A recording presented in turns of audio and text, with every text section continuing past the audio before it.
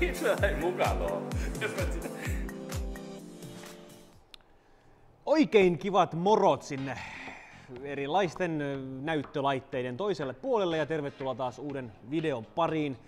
Ja tällä kertaa se on Logitechin kuulokkeet kyseessä ja kyseessä on Logitech Pro X headsetti.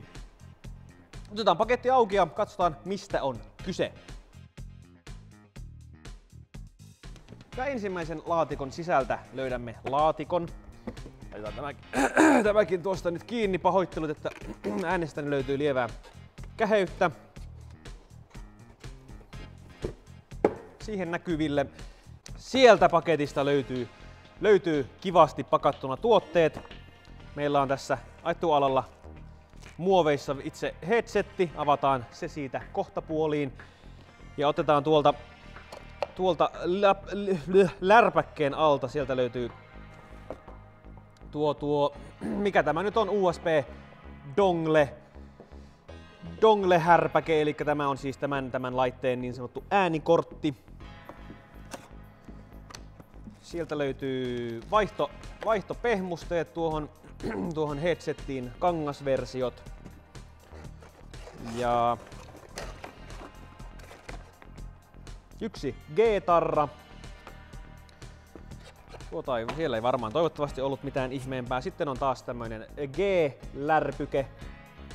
Ja aukeaa, se kertoo täällä "Thank you for choosing to play with Logitech G", ja siellä on muutama mainos muutamasta muusta tuotteesta.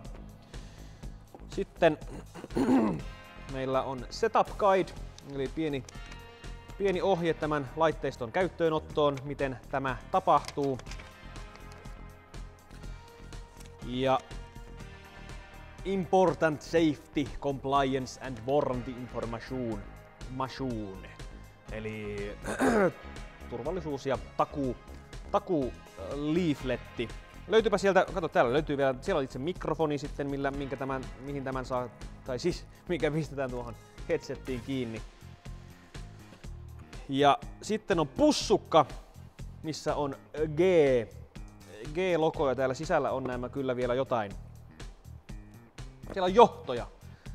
Meiltä löytyy tuo haarapala, missä on eriteltynä sitten, eli tuossa on tuo headsetti-plugi, joka haarautuu sitten erikseen kuulokkeisiin ja mikrofoniin.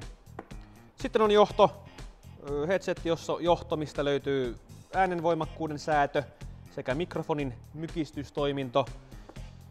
Ja sitten on vielä toinen tällainen johto, missä on vain yksi nappi ja täällä on reikä takana, eli siinä varmaan mikrofoni. Olisikohan tämä jonkin sortin puhelimelle, mobiililaitteisiin tarkoitettu laite? Me voidaan itse asiassa luntata se täältä paketin kylestä. Mobile Cable with button cable. Eli siis mobiilin tarkoitettu johto. Olin jopa vahingossa oikeassa. Sitten hyökkäämme itse kuulokkeiden pariin. Sieltä ne löytyivät upeasti paketista. Siinä lepäävät nyt sitten G Pro headset, ja aloitamme tuttuun tyyliin lunttaamalla paketin kyljestä kyseisen laitteen ominaisuuksia. Täältä takaa löytyykin hyvän kokoinen lista, mitä kaikkea näissä ominaisuuksia näistä löytyy. Nuo kuuloke-elementit tässä headsetissä on Pro G 50 milliset elementit, ja mikrofonista löytyy sitten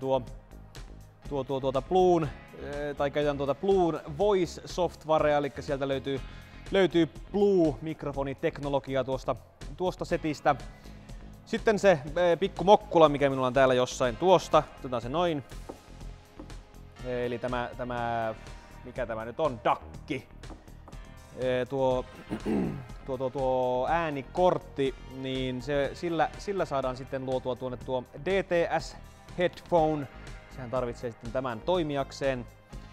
Sitten täällä lukee aluminum, eli alumiinia. Alumiinia löytyy tästä varmaan nämä kupit täällä. Oho, Kauhea naarmu. Siis ei ole naarmu. Kupit täällä tuolla kuulokkeiden päissä.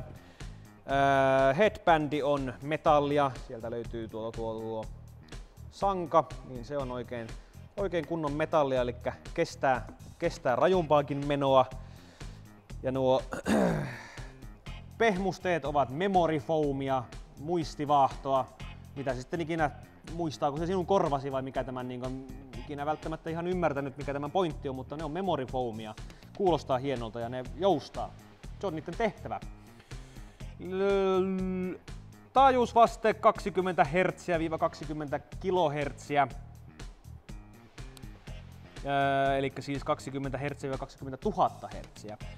32 ohmia ja sitten on joku 91,7 dB-arvo ja näistä minun on pakko tässä ihan suoraan sanoa, että se ei kerro minulle juurikaan mitään muuta kuin siis desibelit. Kyllä tiedän, mutta se ei nyt mitä nämä tarkoittaa käytännössä näissä kuulokkeissa, niin en osaa teille valitettavasti kertoa. Ja kun tutkailemme tätä nyt sitten ulkoa päin, niin kuten tuossa mainitsinkin, nämä kuulokkeiden päät ovat tällaiset todennäköisesti tätä alumiinia, koska en keksi missä muuallakaan tuo alumiini tässä olisi. Siinä tuommoinen pyöräkuvio ja siitä löytyy keskeltä sitten tuollainen krominen G-logo. Itse kuppi on mattamustaa materiaalia.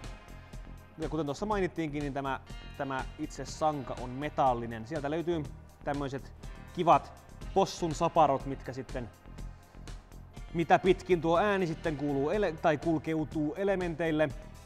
Tällä hetkellä tässä on kiinni nämä tekonahkaiset pehmusteet ja siinä paketissahan oli mukana myös sitten kankaiset. Tuo headbandin pääpanta on myös tätä tekonahkamateriaalia ja tuossa päällä lukee Pro, koska ne on Pro. Ja sitten kun etsiskelee täältä, mistä täällä lukee kumpi kuppi on oikealle ja kumpi vasemmalle, niin sehän löytyy tuolta kupin sisältä kirjailtuna sinne R tai L. Eli oikein tai väärin. Oikeat, left tai right, anyway. Ja tähän lopuksi voidaan ottaa sitten vielä pienet tyyppäykset tästä headsetistä. Tunkaisen sen omaan päähäni ja minun korvanihan on tämän kokoinen, mikä on esitelty useamminkin näissä videoissa, joten teidän pitäisi tietää minun korvani koko. Laitetaan tuosta päähän. Meikäläisen korvat uppoavat sinne sisään oikein mukavasti ja ei pehmusteet ala painamaan tuohon korvalehteen tai mihinkään, eli ne on siellä aivan kokonaan siellä sisällä. Ja oikein napakasti istahtaa tuohon meikäläisen nuppiin ainakin tämä headsetti. Me lopetamme tältä kertaa nyt tähän kuvaan, mikä sinne nyt jää teidänkin verkkokalvelunne valitettavasti näkyviin. Ja me palaamme ensi kerralla taas jonkun muun tuotteen parissa, joten se on morjesta!